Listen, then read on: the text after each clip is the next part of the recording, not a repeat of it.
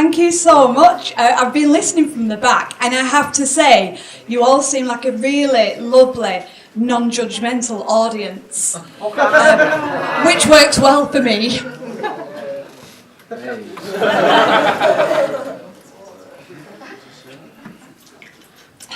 Now, I tend to drink gin when I'm doing a gig, because I find that it helps with the nerves.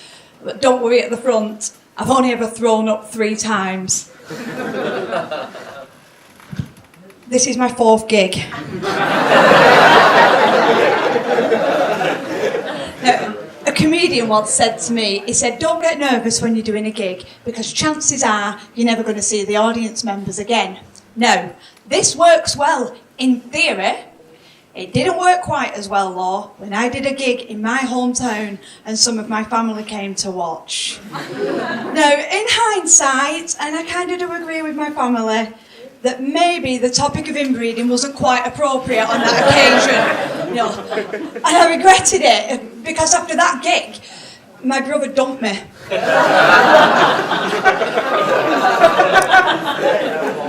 So, about me, I've recently been thrown back into the dating scene through no fault of my own, and I hate dating, I really do, because I'm 40 years old now. I'm too old to pull off a miniskirt, but I'm not yet old enough to the point that when I sneeze, I piss myself. And I never used to bother about the ageing process or getting wrinkles, never used to bother me until a few weeks back. And I was in Asda, do you know what the self-serve checkouts? As I bent down to get me shopping, it scanned my fucking forehead.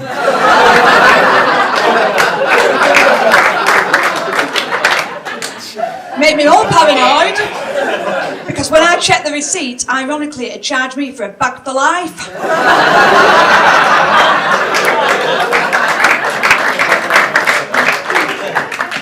But I have been dating, and I've always been a proper hopeless dater. And I had a break last year because I got fed up with it. But this year, since turning 40, I thought I need to get back out there and redeem myself. So I took myself off to a salon, and I got my hair done, makeup, nails, and it had been a while. So I just said to the beautician, listen, love, is there anything you can do about my front garden? Cheeky bitch thought I'd been growing it for charity.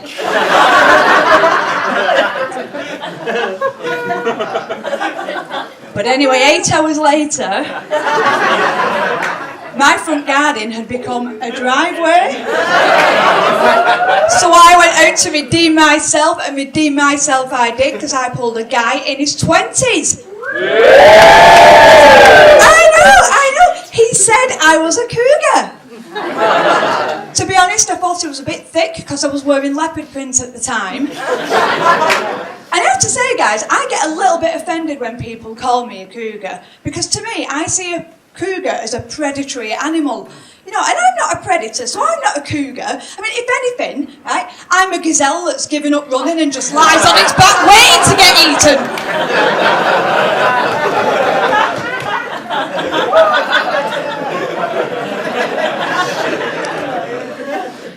Do you know something? Right, the other week, my son rang me up and called me a cougar. My 21-year-old son rang me and called me a cougar.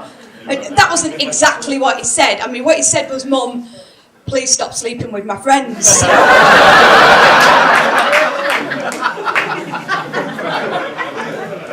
But I had the date with the guy in his 20s, and I have to say, right, it was the best date I'd had in ages. He was funny, he was charming, he was intelligent, went back to his flat. Oh yes, he had his own flat as well.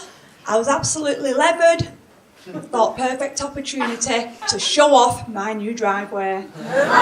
So I just asked him outright for oral sex.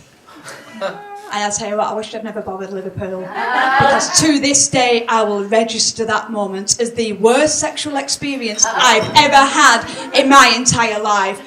There is only one way I can describe his oral technique. Have any of you ever given a dog a leftover yoghurt pot?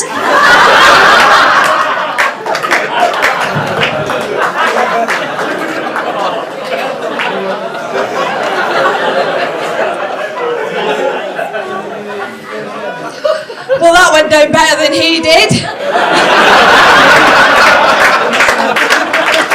It's very nice Nice to see you again, sir.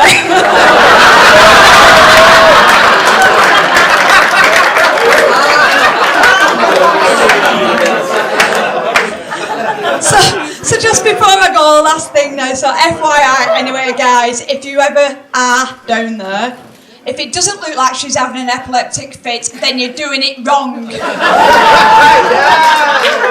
Unless of course she does in fact have epilepsy. And stop what you're doing, cushion her head and let her just ride it out. Anyway, I've been Lindsey Davies, thank you so much.